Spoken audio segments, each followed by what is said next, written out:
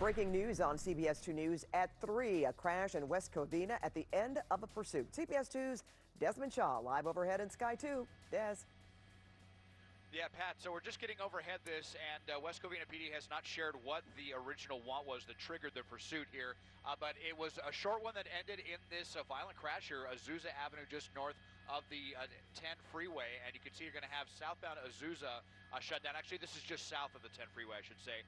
This vehicle, the one there on the right, had caught fire, and so it looks like it was also leaking some fluids, but the county fire was able to get the fire out here pretty quickly. No word about any serious injuries on this, but at least one person in custody with lanes of southbound Azusa shut down for this investigation. Live at Sky 2 overhead, I'm Desmond Shaw. Pat, back to you now in the studio. All right, thanks so much, Des. And now to our other top story. Russia moves its fight in Ukraine further west. A barrage of missiles has hit the outskirts of the city of Lviv, I should say. More than 3 weeks into the invasion, and more than 3 million Ukrainian refugees have escaped the violence. But Russia continues to pound the capital city of Kyiv. CBS 2's Amy Johnson is here now. She has more on today's developments. Well, Pat, today the U.S. gave a stark warning to China, a key Russian ally, not to get involved in the conflict. Russia's missiles are aimed at cities all across Ukraine, even though U.S. defense officials believe the ground forces remain stalled. Heavy shelling in Ukraine's capital of Kyiv killed at least one person today. Russian forces also struck an aircraft repair plant near Poland's border in the western city of Lviv. A somber display today at the city hall, more than 100 empty baby strollers representing each child killed since the start of the war.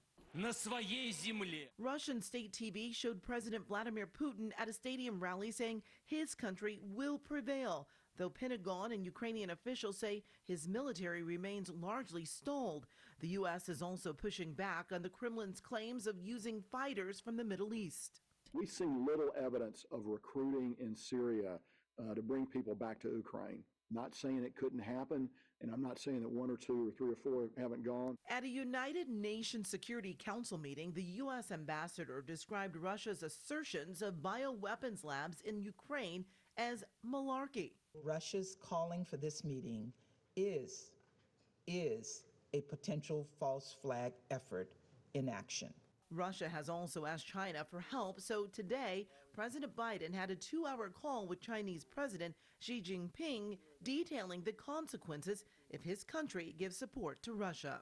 China has to make a decision for themselves about where they want to stand and how they want the history books to look at them and view their actions. Also today, Defense Secretary Lloyd Austin visited with U.S. and NATO troops serving in Slovakia and Bulgaria.